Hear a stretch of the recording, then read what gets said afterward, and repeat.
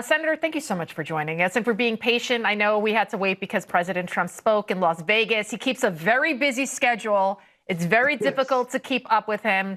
Your thoughts on Pete Hegseth's confirmation and the fact that you had some Republicans that didn't vote for him?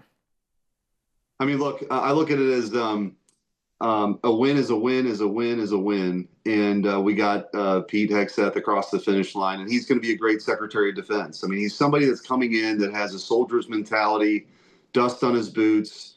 I think he's going to do an incredible job for recruiting.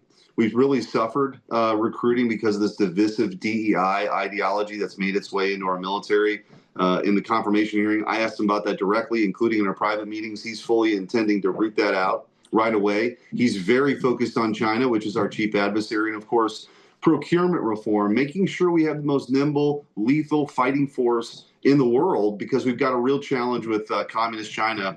They're a real competitor for us, and I think the 21st century is going to be defined by who wins that competition, and he's going to do a good job. I was actually at the swearing-in ceremony this morning, and so he's ready to get to work, and so are we.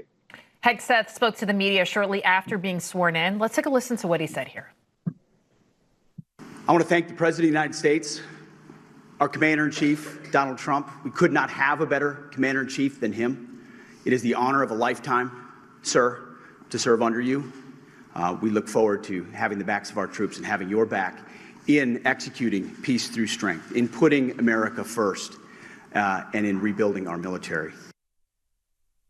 Peace through strength, Senator. Why is that even controversial? It's a proven policy that works. It is. It's exactly what works. And it's also, I think we're entering a new era of American realism, which is the sort of the failed foreign policy of the past couple of decades, post-Cold War. This idea that we could be everywhere all at once, all the time, is just not realistic. We have to focus on what are our core national interests. How do we defend the homeland? How do we focus on the Indo-Pacific with China? I think that's the real issue here, in making sure that we have a restrained foreign policy. But when it's go time, we have overwhelming force, and we can win quickly and get the heck out of there. That's, I think, the sort of the President Trump's view of foreign policy. That's Pete Hegseth's view of foreign policy. That's my view of foreign policy. So I think we got a lot of alignment right now. And as President Trump said in his inaugural address, I think we're entering a golden age here, not just from an economic perspective, but where the United States of America regains its footing and its status on the world stage. Joe Biden certainly left a bad taste in a lot of people's mouth. Even on the very last day that he was in office, he pardoned his entire family, basically. And Trump spoke about Biden's family pardons, and you being the former Attorney General of Missouri, I wanted to get your thoughts on this. Let's take a listen to what the president said. Why did they give a pardon to all of his relatives? His brother, who made millions of dollars, to all these different people, he gave pardons. That's the question you should be answering.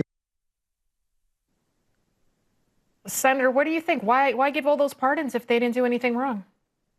Yeah, you know, what strikes me about this, the previous pardons, the weaponization of the Justice Department, all of the things that Joe Biden warned President Trump was going to do, they did them all, right? They warned about him being the threat to democracy. Guess what? They were the threat to democracy all along. And this is just another example, and I think another sad chapter in a terrible and failed presidency that, quite frankly, will only really be remembered as a presidency in between President Trump's two terms.